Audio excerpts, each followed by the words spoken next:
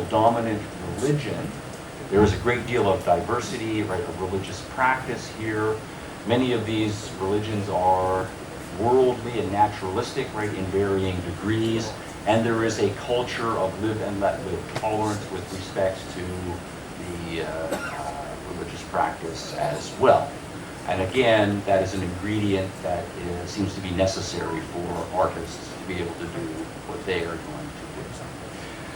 Fourth point I want to make, here's summarize, that in line with the pattern of the art cultures in the past, Athens, Florence, Holland, and Paris, that have gone on to do significant things in art, you find all of those same ingredients present significantly in the Hong Kong cultural context. I want to add one more element, and that is the element of opportunity. Human beings, because they're human beings, they respond to art. We need art in our life. Beautiful things, significant things, stories that give meaning and try to make sense of the world and express who we are, right, in various ways. And we are living currently at a point of transformation, right, in the art world. Right? For the past century, the high art world has been dominated by various schools of modernism, shading into various schools of postmodernism. But a century is a long time, right, in the art world, particularly a dynamic, right, world such as we now living are in now. And there is a sense, right, that postmodernism has run its course. Certainly, average people who are art lovers do not respond well to postmodernism, and they're tired of seeing the same thing over and over again.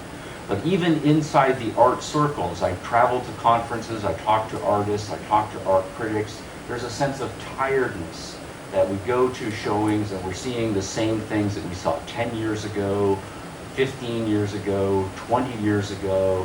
It's just trivial variations and so forth. It's getting boring.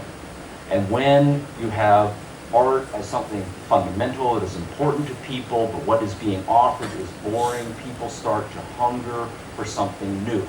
And particularly the artists want to be doing something new. And when there is a hunger, right, there is an opportunity, right, for a human need to be fulfilled. Most of the current existing world art centers, the places that dominate the high art scene now, New York, London, Tokyo, Basel, they are locked into various schools of modernism and postmodernism. They have millions, in some cases billions of dollars invested in the postmodern framework, and entire institutional structures built around that. And what, of course, happens when you are locked in financially and in terms of reputation to one thing is you become very conservative because you want to protect that. They are not the places where the innovation is going to happen, where the new things are going to happen. It's going to be somewhere else that does not have that conservative investment base. So where that other place is, that's open. Why not Hong Kong? In addition to its wealth, its degree of political freedom, has high human capital, educated, cosmopolitan people, right, who travel the world. In addition to all of that, I would say from my Western perspective, Hong Kong is also a very sexy, right, location. I don't know how that translates, but it's very exotic.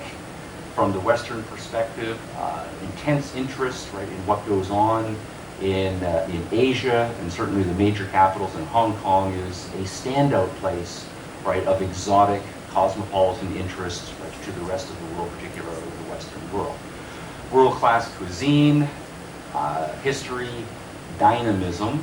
So anything can happen right here, just as anything can happen in various other places. All that is needed is two things. That is a strategy that's self-conscious, we're going to make it happen this way, and a decision. The right people step up and say, we will make it happen, and that's when it will happen. All right, I'm going to stop there with my remarks. Thank you for listening.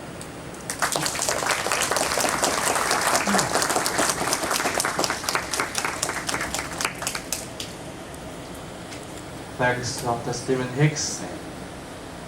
And now, thanks